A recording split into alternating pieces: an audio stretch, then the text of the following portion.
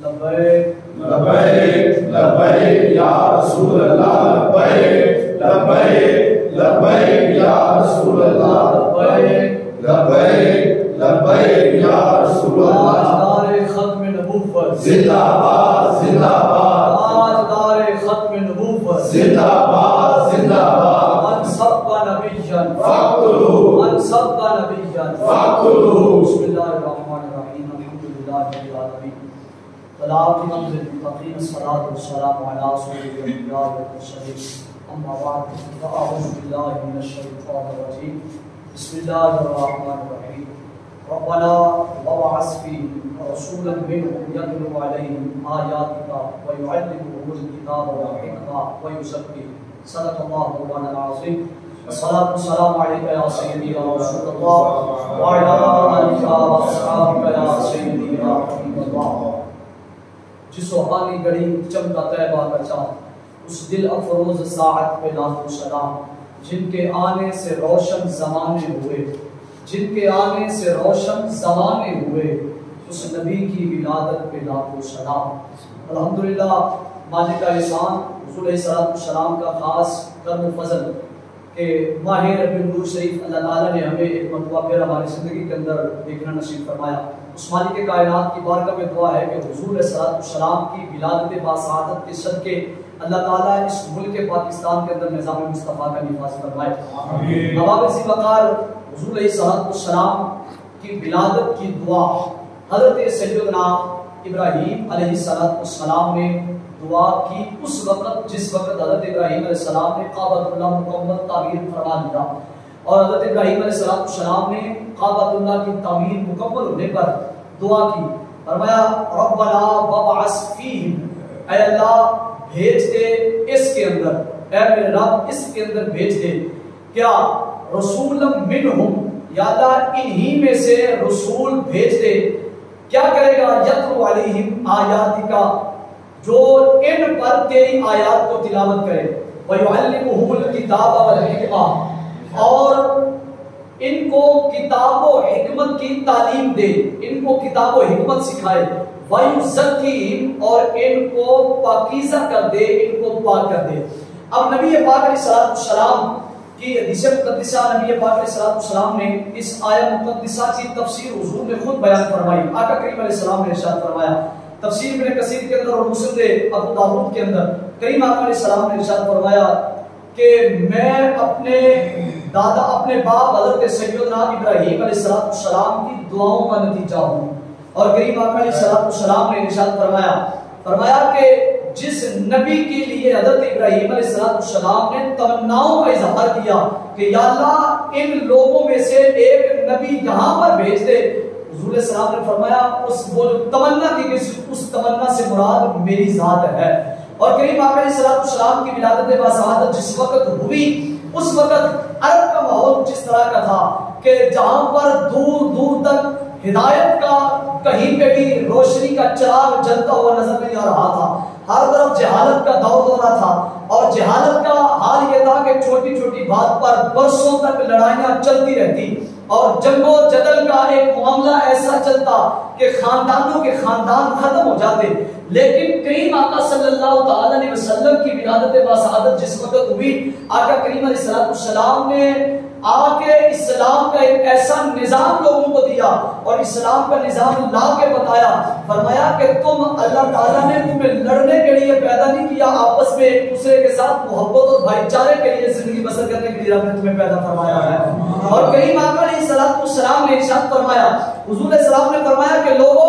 وہ ماں کہ جس کو تم جا کے عرب کی منڈیوں کے اندر بیچ کے آتے تھے اور لوگوں کو کہتے تھے یہ تمہارے گھروں کے برتن صاف کرنے کے لیے کام آئے گی لے جاؤ حضور نے فرمایا کہ لوگوں یہ ماں لوگوں کے گھروں کے برتن صاف کرنے کے لیے نہیں ہے رب نے اس ماں کے قدموں کے نیچے جنت کو رکھ دیا ہے میرے کریم آقا علیہ السلام کے غلاموں وہ وقت یاد کرو کہ آج باپ اپنے اپنے بیٹوں کے کندھوں پہ ہاتھ رکھ کے کہتا ہے کہ رب کا شکر ہے، رب نے اتنی نیک اولاد مجھے عطا کر دی ہے۔ یار سوچو تو صحیح، آج باپ کو عزت ملی ہے تو مصطفیٰ کی ولادت کے صدقے ملی ہوئی ہے۔ اگر مصطفیٰ کریم علیہ السلام کے غلاموں دیکھو، اگر آج بہن یا بیٹی کھڑی ہو کے اپنے بھائی پہ فخر کر رہی ہے، اپنے والد پہ فخر کر رہی ہے، اس کے اندر کمال والد کا نہیں ہے، اس کے اندر کمال بھائی کا نہیں ہے، اس کے اندر کمال ماں کا نہیں ہے، یہ سارے کا سارا فیضان ہے تو مدینے کے تاجدار کی ولادت کا فیضان ہے۔ اور آج ہم سے لوگ پوچھتے ہیں کہ کہاں لکھا ہے میلاد کرنا؟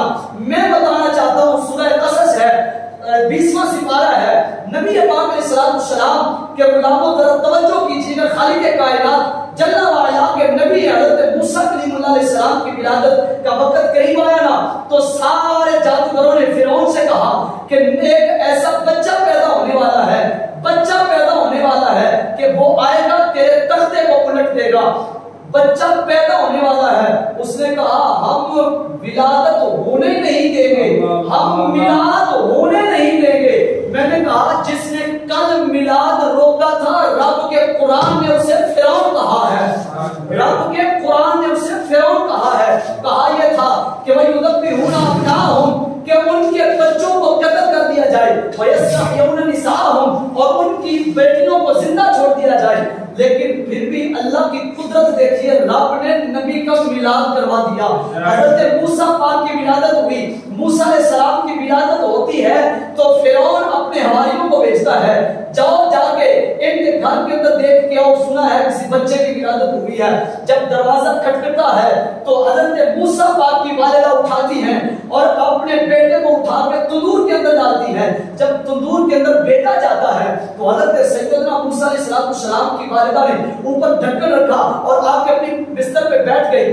جب بیٹھی تو فرعون کے فوجی اندر داخل ہوتے ہیں اور دیکھ کے چلے جاتے ہیں، موسیٰ پاک نظر نہیں آتے، آپس میں کہتے ہیں دیکھا ہے کہ فرعون کو بھی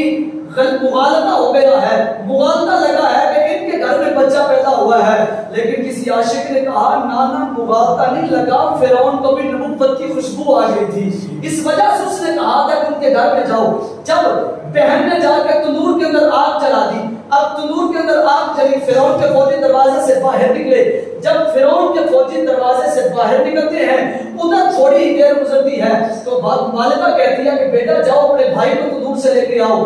بیٹی کہتی ہے کہ ماں میں نے تندور کے اندر آگ چلا دی ہے۔ ادھر آگ کی بات ہوتی ہے، ماں کا کلیجہ چرتا ہے، کہتی ہے بیٹا میں نے تو تیرے بھائی کو تندور میں ڈالا ہے۔ اب جب تندور کے اندر جا کے دیکھتی ہیں موسیٰ پاک آگ کے ساتھ تندور میں کھیل رہے ہیں۔ اب موسیٰ علیہ السلام، میں نے کہا ایک منٹ کے لیے یہاں پہ توجہ تو کیجئے کہ موسیٰ علیہ السلام تندور کے اندر کھیل رہے ہیں، اس کی وجہ کیا ہے؟ اس کی وجہ یہ ہے کہ موسیٰ علیہ السلام نے آنے کے بعد